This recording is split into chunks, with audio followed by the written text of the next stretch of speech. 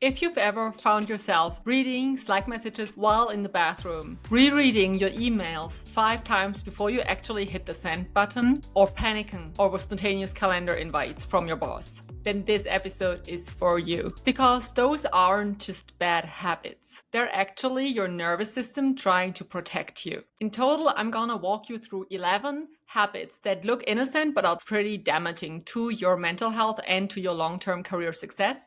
And we're gonna start with the first one. Number 1. Having your notifications on 24/7 and checking them all the time, to a point where you cannot even take a bathroom break without taking your mobile phone in order to be sure that you are responding at the same second that your manager sends you a message. Perhaps you're telling yourself right now that you just want to be very responsive and you want your manager to see that. But where does this deep fear of looking unavailable really come from? This really is a hyper strong sign that you are in survival mode right now, and you think that every small mistake, anything that you do that could be interpreted as not being motivated or as not being the high performer that you used to be, would have crucial consequences for your career trajectory. But is this really true? I would like to invite you to a first perspective shift, and we're going to do this with all the different points. You are not a machine. You cannot and will not be able to compete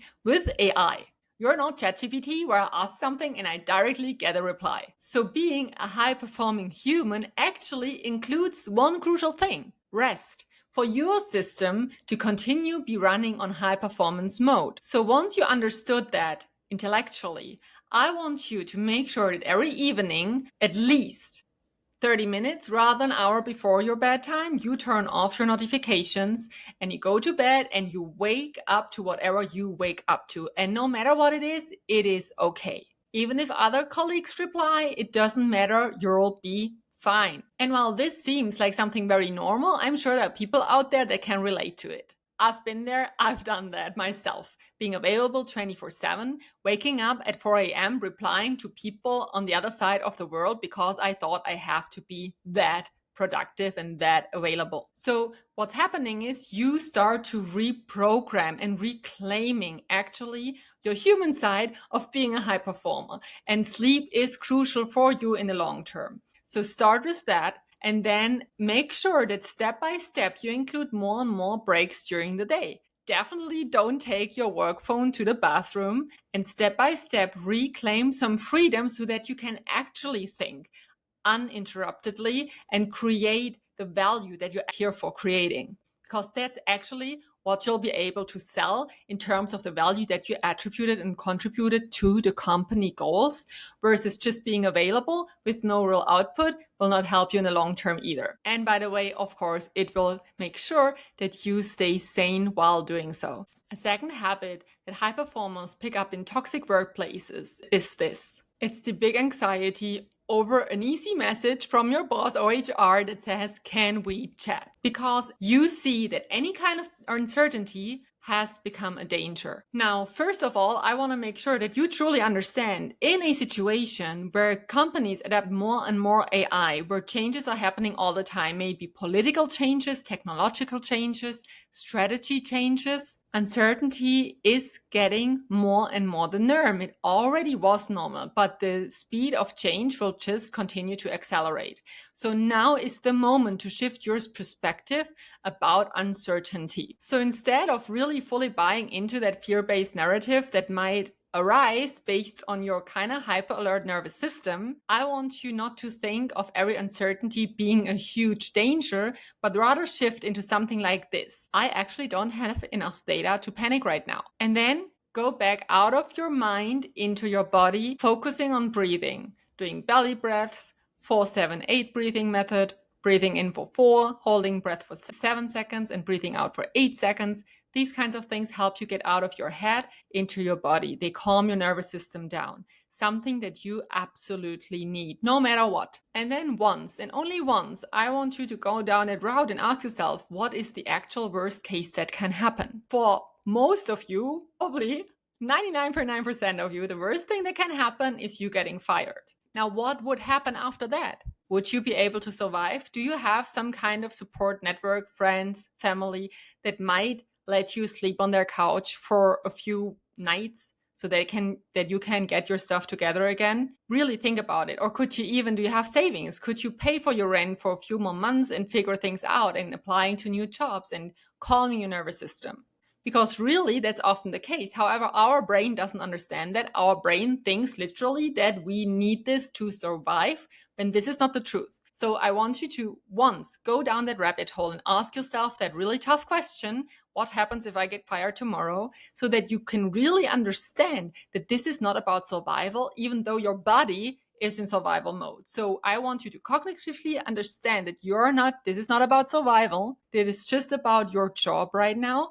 And second, do all that it takes to calm your nervous system, because you should not be in the survival mode in the long run, okay? No matter how toxic or unproductive or counterproductive your current work environment might look like and feel like. A third habit that high performers might pick up when they're working in toxic workplaces is having a busy dock open at all times. What does this mean? It's basically some kind of survival theater. So you also, just like with the notifications, want to make sure that if somebody walks behind your screen, you look busy because you have an important document open that you type into. So you're basically trying to prove at every single second of your workday that you're being productive, which, by the way, is not a natural or normal thing at all. Because now let's be honest, your value doesn't come from looking productive, it's from creating true output and value to the company that you work for. So instead of trying to look busy all the time, make sure that you document your impact. This is astonishingly something that most high performers do not do. So starting now, I want you to have a document where you put down all the impactful work that you're doing. This helps you focus on actually doing the things that bring the value, which will give you the confidence to also turn off your notifications and calm yourself and take some rest for yourself, because you just know how important you really are. And it will also help you in case something really does come up, because now you have a document ready where you know and can show very clearly how you contributed to different kinds of projects. Because again, no matter how toxic the work environment is, they want to increase company value. That is the whole point of a company. So if you have points to prove that you are actually contributing a big amount to that, why would they fire you? And if they still do, now you know that even that is not really depending on your survival. Now we come to unhealthy habit number 4. It's muting yourself in meetings even when you have something to say. And this might directly impact your impact on the company. If you are doing this right now, it might very well be that you have learned that being in the spotlight, no matter how nice your idea is, that being in the spotlight in itself is dangerous. You might have seen somebody else before putting themselves out there with a lot of confidence, then being either shut down or perhaps fired. So you made the conclusion that it's not safe to be seen, not safe to be heard. And here I want to really talk to you while looking at the long term. In the long term, this is very unhealthy, because by doing less, by participating less, you will have less impact, which on the same note gives you less value to the company, and also it degrades your confidence. Right? So it's like a double lose. It's a lose-lose. It's a lose for the company and it's a lose for your own confidence, because all the things that you could do and could put out there, you don't. So you don't even know if they would have worked. So your confidence declines each time that you don't speak about a potential great idea that you have. So what I want you, or would like to propose to you, is to really start small again. Just like with the notifications, also here, start small. Pick like one meeting where you feel more safe than in other meetings, and say one small thing, one small idea that you have. You don't have to take over the whole meeting and be in the spotlight 60 minutes or whatever, because your nervous system can that way also learn that there is safety in action. Perhaps, just perhaps, the conclusion that you made was actually not even correct. Perhaps it is safe to speak up and you were basically fooling yourself. Who knows? In any case, that way, you can articulate your ideas, which is great for the company, because there might just be a great idea included in that. It's great for your confidence, and it keeps you trained in speaking up. Because also this is kind of a skill that we can lose over time if we really do not participate. So please do yourself the favor and continue your participation one step at a time. Bad habit number 5 that high performers pick up in toxic workplaces is over apologizing in messages. Basically, this is a huge sign that you've learned that you have to walk on eggshells at all times. So instead of just saying your idea, instead of using these confident messaging techniques, you prefer saying, apologies for this. I hope it's not a stupid question to ask. I'm sorry, I'm just wondering. And while this might work in the short term, again, here it will really crush your confidence in the long term, because those are habits that really become ingrained ourselves, and we need to train ourselves out of that even after we switch jobs, right? So I do not want you to get there. You're a high performer, and you are supposed to be seen and heard and valued. So if you're already there and you're already saying sorry and over apologizing all of the time, I want you next week to start systematically deleting at least one sorry in your emails. The whole point of this is you becoming more aware of it, right? So we create the awareness around your apologetic behavior and then reducing it a little bit. I am not a fan of saying never say this, never say that, because it really depends on the situation. But if you're over apologizing, this is not healthy for you in the long run. So let's stop it right now. Not apologizing does not mean being offensive or being overruling in any kind of way. It doesn't mean you present yourself as somebody you're not. It just means you step into your full potential again, even though it might feel scary. So we do it one small step at a time. Bad habit number 6. I've seen so many high performers do, especially in toxic workplaces, but honestly in many workplaces overall, it's working through illness to prove loyalty. So at some point you've made a conclusion that if you're not there all the time, or worse, if you take really care of yourself and put yourself first, you're making yourself replaceable, and that this is dangerous. And this might lead, let's say, to a negative performance review because your boss depends on you 24/7. But let's really think about that. The more often that you do, the more your health might decline. Now, for some small sicknesses, yes, I get it, right? If you're just having a cough, let's say you want to work remote to not transmit the disease to somebody else, yes, still you can reply to emails, I get it.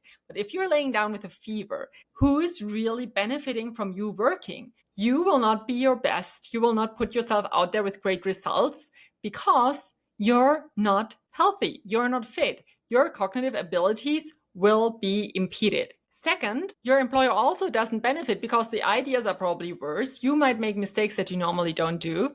And it takes you longer to really get healthy again because you're not giving yourself and your body the time to heal and to cure the disease. So really think about it. You functioning at 70% during 3 weeks is actually worse than taking a few days 100% off and then coming back at 100% as well. Health is a strategy. It's not an indulgence. Health comes always first. A bad habit, another one that high performers pick up is rereading messages 4 to 5 times before actually sending. It oftentimes comes from a place where we try to eliminate all possible misinterpretation to make sure again that you're not walking over somebody. And it's really a form of hypervigilance. And here the solution is pretty easy. If you want to get back to normal workload, give yourself a maximum. Let's say, okay, I read through it twice and then I'll hit send. If there's still something in it, I can review my strategy. So for me, for instance, what helps me the most is I write an email and I don't hit send straight away.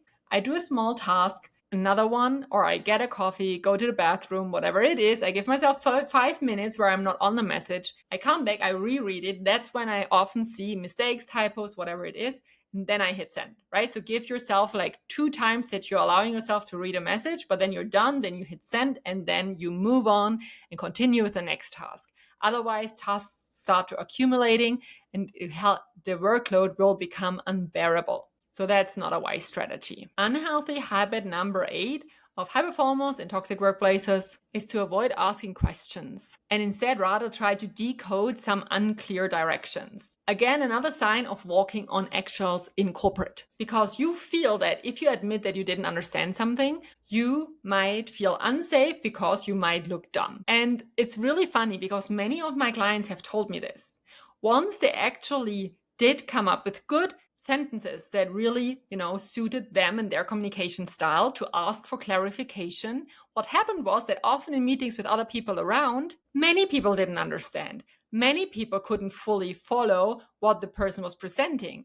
And it's also a lose-lose because not only do people have a wrong understanding, everybody's making their own interpretations right now. So you walk away from a meeting thinking, the guy doing the presentation thinking everybody's aligned when really they're not at all aligned. So that creates a lot of chaos and confusion that we could really eradicate. And second, the person doing the presentation doesn't even get the feedback that the presentation was not clear enough or that the communication wasn't clear enough. So this person will just continue doing it that way because they've never heard that something is unclear what they're doing. So even if it was actually no bad intention at all, nothing will ever improve. Right? So do yourself the favor, have like one sentence ready. It can be always the same sentence because it will not happen all the time anyways, in a way that you professionally ask to clarify the thing again. And if you really feel super insecure, you can say, hey, I understood this and that. Now, my conclusion would be that, is this correct? Is that what you want me to understand?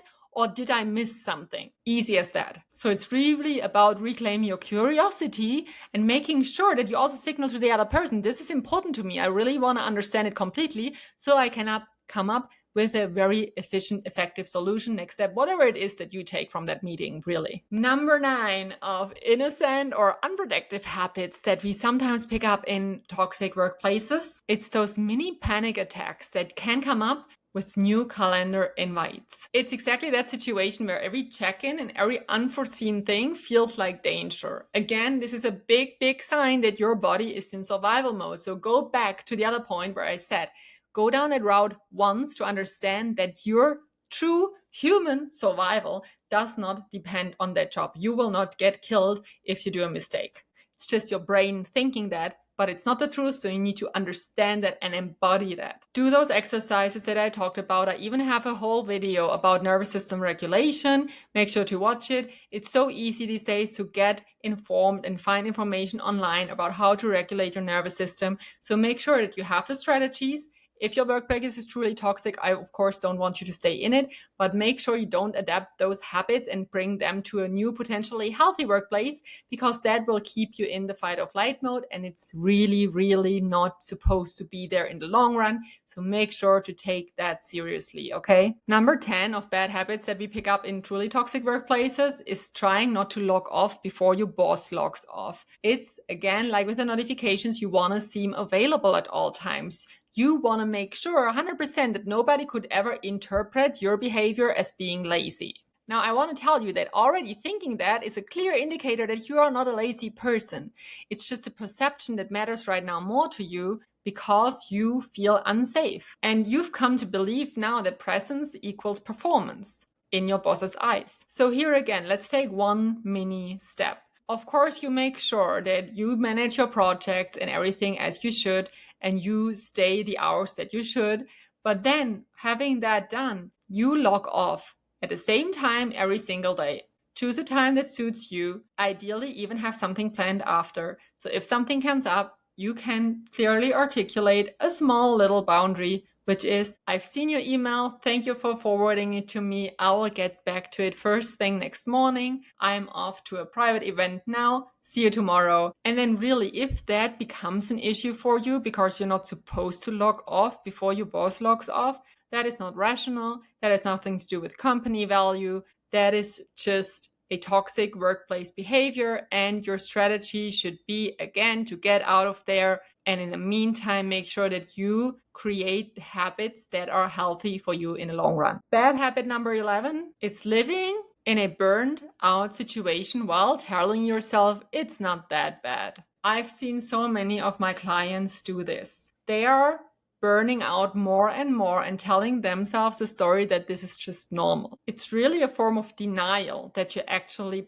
actively pursuing, and this is never good. You need to be able to evaluate clearly what's going on for you and come up with strategies that help you. Otherwise, you start to mistrust or to distrust even yourself, which is the worst form of mistrust. So, what can we do? Just start acknowledging. This might have been normalized by me, by my surrounding, but it's actually not normal. I should not feel burned out all of the time. It all starts with the awareness. And what helps the awareness is starting to have a little small journal. It doesn't need to be super fancy, but that way you can track your energy. And if you constantly feel hyper drained and worse after each day that you are in the office, it's really time to take a good look and reconsider what you're doing right now. Because if it's not possible to maintain that kind of work style in the long run, and it's not like a short-term project that is just urgent, but it's like an ongoing pattern, then you need to be the CEO of your own career again and get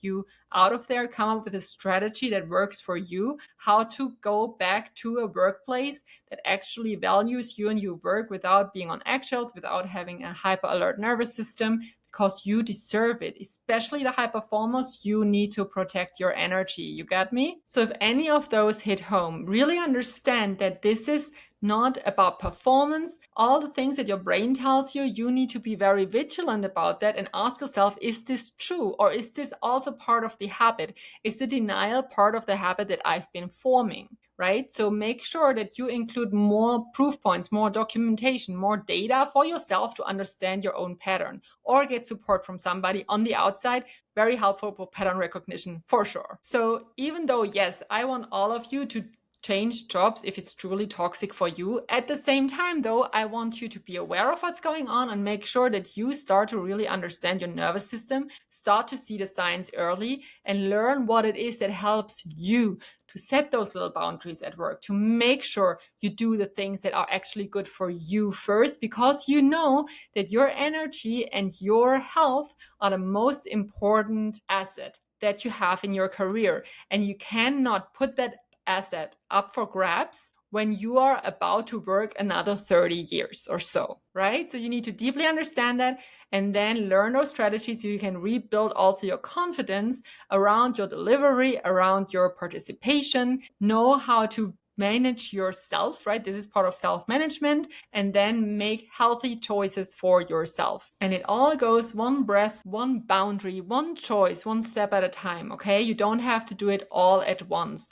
One step of a time is how you build up those new patterns, those new behaviors that are part of your new normal that is actually respectful towards yourself. If that was helpful for you, make sure you click all the buttons, you like, you subscribe, you comment, and even share that with a friend that might be in a similar situation. I'm happy to see you next time at the Corporate Warriors podcast. See you soon.